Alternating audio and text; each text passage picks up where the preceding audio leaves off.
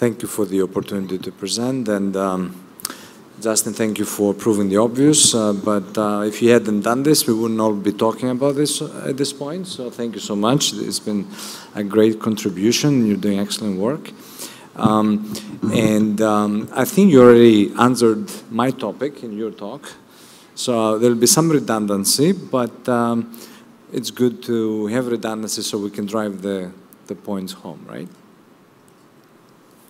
So identify the limitations. The two main learning objectives for this talk is to identify the limitations, right, of how we do education in surgery currently, and perhaps remember some of the reasons why we need coaching. And I will look at this from the educator perspective, right? So I think as a surgeon, we know we're going through the stages. I'm sure most of you have seen this graph, the Dreyfus model. We transition from novice, advanced beginner. And I want to assume that every surgeon's goal is to get up to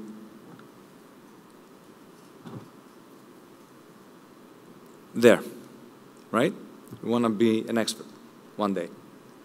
And we also think or expect that this transition through all the stages happens as the main reason why it happens is because of our training.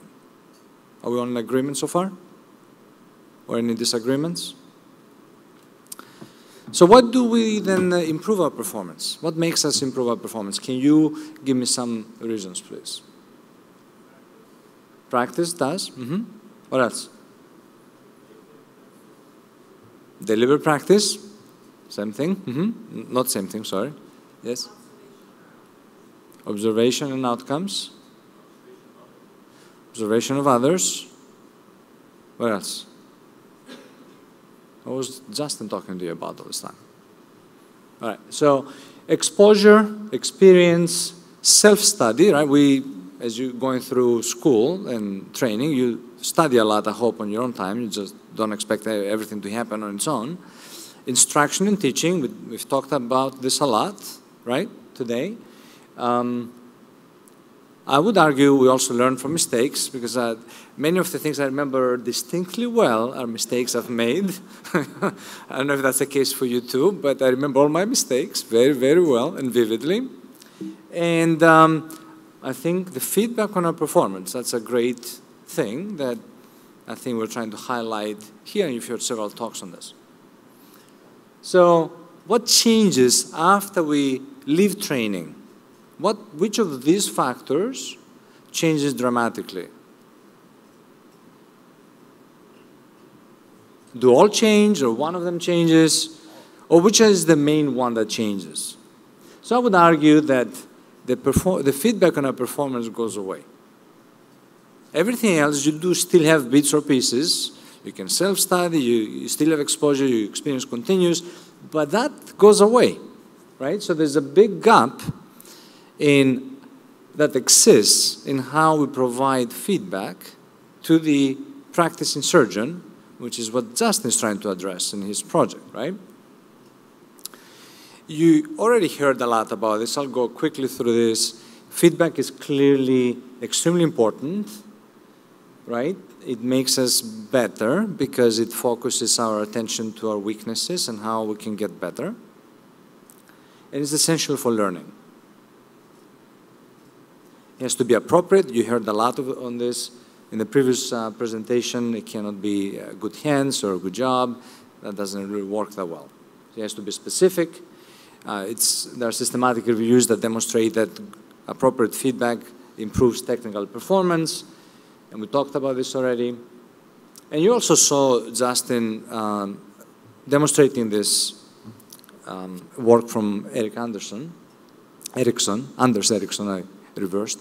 So another reason why we need that feedback is, as pointed out earlier, because our performance may arrest here and never go to where we want it to go if we don't get someone to tell us what we need to do different to get up higher.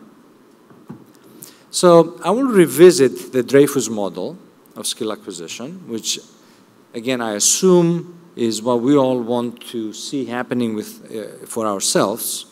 And I would argue that instead of this, what actually is happening today is this, right? Because by stopping having the feedback that is required to bring us to this level, then we're left on our own and our skill hovers there and probably deteriorates over time. I would venture to say that this applies to the majority of us, unless you do something about it. There's another reason why it's important to improve our performance, because as most of you who are surgeons know, this is happening. This is from the Society of Thoracic Surgery website, who has been doing this forever. Not forever, but for many, many years. But as you know, this is coming to everything we do. We'll be rated. This is for specific practices, but this exists for specific surgeons as well. And we'll see this happening more and more. So not only is it something we should be doing, it's something that you're going to be forced to do, because people will look at you, and if you're not going to be the star rated, the better star rated, it ain't going to happen for you, right? Patients won't be coming. This reality setting in, and we'll see it more and more. So the other answer, a lot of the recent evidence that comes out and the work that Justin has produced, etc., right? I'm sure you've seen similar graphs. This is, in this particular instance, it looks at hospital mortality or morbidity for pediatric surgery patients. However, these graphs exist also for individual surgeons, and I think Justin has done a very similar graph for some of their own surgeons. But, okay, so fine, this is important to know. You want to know if you're good or bad, but what do you do about it? If you're an outlier, okay, how are you going to get better if there's not a mechanism to get better? Well, is self-assessment enough? Why isn't self-assessment? After all, how do we do most GME or MOC? Part of the meeting too, right? In the end, you're going to take a test that's called self-assessment. If you do well, you're meeting the requirements and you're getting better. Well, how good is self-assessment? It's, as the cartoon shows, right? You see what you want to see most of the time. You don't necessarily see what exists, but you see the nice version of you, right?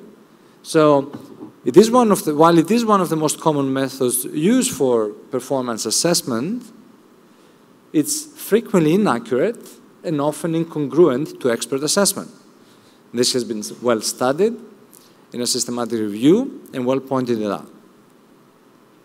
So the first point I want to make, and I'm trying to make here about why coaching, is that we clearly have a need for a reliable feedback mechanism that will allow us to continue improving our performance even once we finish training. And this need is becoming more urgent because of public reporting that's happening. So, and I do think, as also referenced in the previous presentation, that coaching can address that need. You already saw some of these definitions. It is providing objective and feedback to help you realize what works, what doesn't, and how you can get better. I really like this book. If you haven't read, and you're interested in coaching, I would recommend you do, because it clearly outlines the best way to go about this, setting goals, assessing where you currently are, figuring out what's the best way to get to where you want to get, and then doing it, and then assessing again where you are, right? Which is similar to what Justin presented. So this is part of the next presentation I'll just quickly refer to, that I'm sure Raj will give you a lot more detail, but clearly we know that coaching works. It's one of the most effective ways to learn. So let's take another step back. Go back to our starting slide. So as I showed you a moment ago and I argued, while this is what we need to be doing, this is really what is happening. But perhaps not even this is happening. Perhaps what is happening is this. perhaps even the training where we do get regular feedback and coaching is not even good enough to get as we want to be at the proficient level. And why do I say this? Because we have evidence, all of you are familiar with this study, that graduating residents have a lot of deficiencies outlined in this slide and in this paper, right? We have evidence that was shown to you a moment ago that there's a lot of variability in skill that exists among practicing surgeons. And I would argue that this variability is not just explained by individual variability, it's explained, a big proportion of this is variable education that's given to these people, so inadequate training. And because the performance feedback we provide, we do know to our trainees, is fairly limited, rarely specific, or timely. We all think, as attendings, we're doing a great job at giving feedback, but if you ask the residents, they say, it sucks. This is in the literature, this is my observation too, but you can believe whoever you want, right? So the second point is that we don't only need coaching for practicing surgeons, we also still need it for training because we're not doing as good a job as we should in getting us up to where we need to be by the end of it.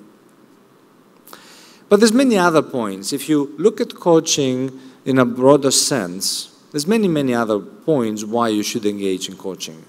Not just for skill development, but as personally and professionally, right? You want to be better. You're willing to invest in your skill set. You're a high achiever. I don't know many surgeons who are that. You want to obtain more clarity in your goals, right? You want somebody to help you define better your goals, even professional goals, not just technical goals, right? You want to identify and correct your blind spots. We all have blind spots. And the reason they're blind is because we cannot see them and we need somebody else to see them and tell us what they are. And if that doesn't happen, you'll age carrying your blind spots with you, right? You cannot get better. In addition, as you probably have had the experience with many things, it may help you to have somebody to make you more accountable. Yeah, I'm not going to exercise today. I feel too tired. I'll do it tomorrow. And then tomorrow you will do it the next day, and then you never end up doing it. Whereas if you have somebody who keeps you kind of track, you're more likely to do it, right? So that may be another good reason why to have a coach. You may want to focus better your development efforts because we all have weaknesses, but if you have an appropriate good coach, he may tell us, or she may tell us, which weaknesses to focus on and which to leave alone because there's no light in the end of the tunnel, right? And that can happen. You may want to gain competitive advantage because a coach may help you and typically helps you get faster from point A to point B than you would do it on your own through their guidance. And there's actually evidence out there that you will feel happier if you do engage in coaching. This has been studied in different domains because it helps you, the coaches help you align your values, create focus, cut through the clutter, et cetera, et cetera. So there's evidence out there that suggests that you get happier by having somebody organize you a little better and focus your efforts. Other reasons, your coach can provide objective information about you and enhance your self-awareness, right? And the awareness of others. It can also help you recognize which of your beliefs and assumptions may be limiting actually your performance, and you're not kind of along the discussion of blind spots. They may share new information with you that may broaden your understanding and motivate you to make some changes. And they can help you practice and learning new ways of learning, thinking, taking action, being. So in conclusion, I think practicing surgeons need coaching to improve their skills, mainly because the current feedback opportunities are very limited to non-existent. And I want again to congratulate Justin because he's really helping us to move the needle in that area. Our trainees need coaching to improve their skills because the way we provide feedback to them is of poor quality, and some of the activities we went through today are targeting this poor quality to hopefully make it better, right? But as you can tell, this is a small audience compared to what this needs to apply to, right? So you'll be the apostles and need to go out there and teach others. And there are many, many more reasons why coaching can help us grow as professionals and as individuals. So I'll leave you with this from Tom Landry. A coach is someone who tells you what you don't want to hear, who has you see what you don't want to see, so you can be who you have always known you could be. I don't know if we're going to take questions now or later. Later? Thank you.